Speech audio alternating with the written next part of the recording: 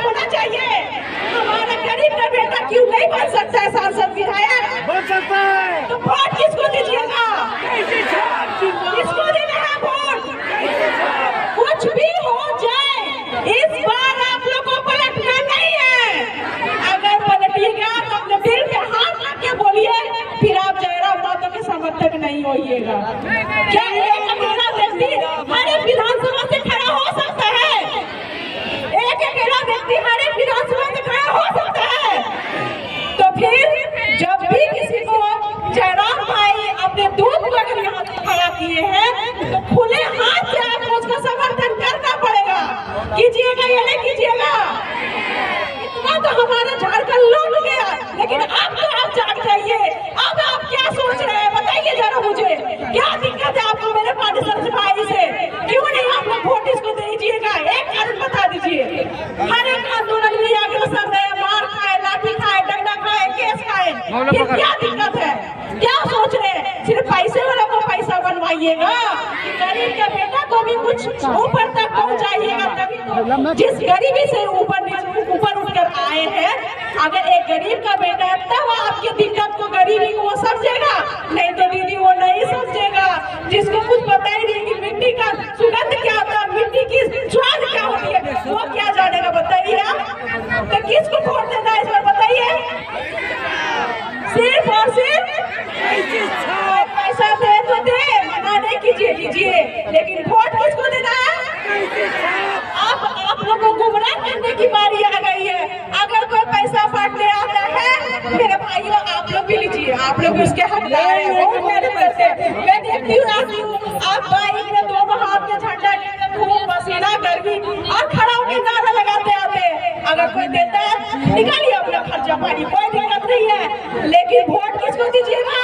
दिल पे हाथ रख के बोलिए, दोनों हाथ उठाकर बोलिए, जयराम माधव जिंदाबाद, जयराम माधव जिंदाबाद, मनेश्वर माधव जिंदाबाद, मनेश्वर माधव जिंदाबाद।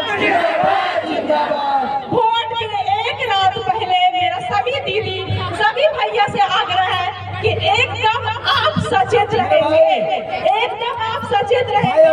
जब पैसे की पोटली खुलेगी, जब पैसे की पोटली खुलेगी आप पैसा लीजिए, लेकिन अपना दिमाग रखना है। एक गरीब का बेटा खड़ा होगा, ये हम लोग की शान की बात है। हमें अपना नाक कटने से बचाना होगा, और हम लोग अपना नाक कैसे बचा सकते हैं? जब हम जयराम माधव को विजयी बनाएंगे। सिर्फ सीएम बनाने बोलने से नहीं होगा, जब तक हम उसको विधायक ही मिलेंगे, क्या वो सीएम बन सकता है? तो फिर हमारे गरीब भाइयों, हमारे दीदी भावनाओं के साथ जो 24 साल से खिलवाड़ करते आया है, आज हमें वो समय आ गया, उसे हमें प्रहार करना है, उस किले को ध्वस्त करना है जो 15 साल से हमें लूटा है। इसलिए मुझे हाथ जोड़ के आपसे विनती है कि आप हमारे परमेश्वर भाई को ही वोट देंगे। अगर कोई दूसरे पार्टी वाले अच्छे चमचे बेचा कर सुनने आए हैं तो जाके बोल दीजिए अपने विधायक, अपने मंत्री को कि इस बार रामगढ़ की जनता बदलाव करेगी, और ऐसा बदलाव करेगी कि ये इतिहास में लिखा जाएगा कि गरीब का बेटा विधायक बन गया है सिर्फ 25 साल की उम्र में। मेरा आप सबसे विनम्र विनती रहेगा, दीदी सब, खास करके हमारे रामगढ़ की महिलाएं इतनी एक्टिव है कि मुझे नहीं लगता है कि किसी से इनकी कंपेयर की जाए। हर एक सभा में, हर एक आंदोलन में सबसे आगे खड़ी हो जाती है डट के, चाहे लाठी खाने की बात हो, चाहे डंडा खाने की बात हो, चाहे केस खाने की बात हो। लेकिन मेरा दीदी सबसे आग्रह रहेगा कि ये बात आप लोग को समझना है। एक तरफ महिला योजना मिलेगा, एक तरफ आप लोग को आंगनबाड़ी में पैसा दिया जाएगा, एक तरफ आप लोग को महिला समिति में पैसा पहुंचाया जाएगा, लेकिन वो सारी चीज को आपको दरकिनार करते हुए आपको आगे बढ़कर समझना पड़ेगा। अब पहले तो 24 साल से वो हमें गुमराह किए, लेकिन ये वक्त है दीदी कि अब हम लोग उसको गुमराह करेंगे, और सिर्फ जयराम माधव के हाथ को मजबूत करने के लिए कैची छाप को वोट देंगे।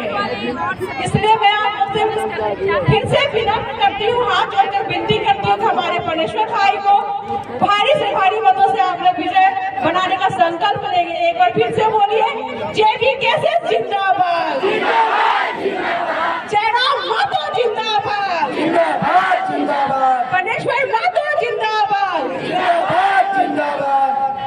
गुंडा